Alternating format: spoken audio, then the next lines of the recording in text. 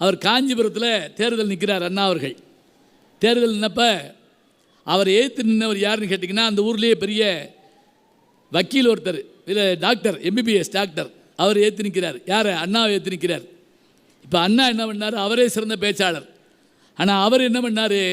தனக்கு ஓட்டு கேட்க கலைவாணர் NS கிருஷ்ணனை போய் கூப்பிட்டு வந்தார். கலைவாணர் NS கிருஷ்ணன் யாருன்னு கேட்டிங்கன்னா, இப்போ இருக்க தலைமுறைக்கு தெரியாது. அந்த தலைமுறையில் அவர் மாதிரி ஒரு ஞானி கிடையாது. சிரிச்சுக்கிட்டே எல்லாத்தையும் சொல்லுவார் பாட்டில். காசிக்கு போனால் கரு உண்டாகும் என்ற காலம் மாறி போச்சு, இப்போ ஊசியை போட்டால் உண்டாகும் என்கிற உண்மை தெரிஞ்சு போச்சு, கோழி இல்லாமல் முட்டைகளை குஞ்சுகளை தானாக பொறிக்க வச்சான், உங்கள் அப்பெம்பாட்டன் காலத்தில் யார் இந்த கோளாரை கண்டுபிடிச்சான்னு சொல்லி அந்த காலத்திலே சயின்ஸை பற்றி சொன்னவர் அவர் தான். அவரை போய் கூப்பிட்டு வந்தார். யார்? அண்ணா போய் கூப்பிட்டு வந்தார். கூப்பிட்டு வந்தோடனே அண்ணாவுக்கு ஓட்டு கேட்குறாரு. யார் கேட்குறா? கலைவாணர் கேட்குறாரு. எப்படி கேட்குறாருன்னு பாருங்களேன். கேட்டார் பிணிக்கும் தகைவாய்னா என்னன்னு பாருங்க. நம்ம எதிரியும் நம்ம பக்கம் எடுக்கணும் பேச்சில். கலைவாணர் போனவுடனே மைக்க பிடிச்சார். அண்ணாதுரைக்கு ஓட்டு போடுங்கன்னு அவர் கேட்கல. அவர் எதிர்த்து நின்னார்ல, அந்த டாக்டரை பற்றி பேச ஆரம்பித்தார்.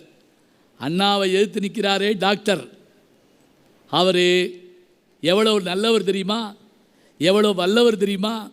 போன வாரம் கூட ஒரு தாயும் பிள்ளையும் உயிரை காப்பாற்றிருக்காரு. அதுக்கு வாரம் தீயில மாட்டிக்கிட்டு 8 பேரை காப்பாற்றிருக்காரு. சொல்ல சொல்ல அண்ணாவுக்கு வயிற்றில் புளி கரைக்குது. என்னடா நம்ம கூட்டு வந்திருக்கோம், இவர் அந்த டாக்டரை பற்றியே பேசிக்கிட்டே இருக்காரு.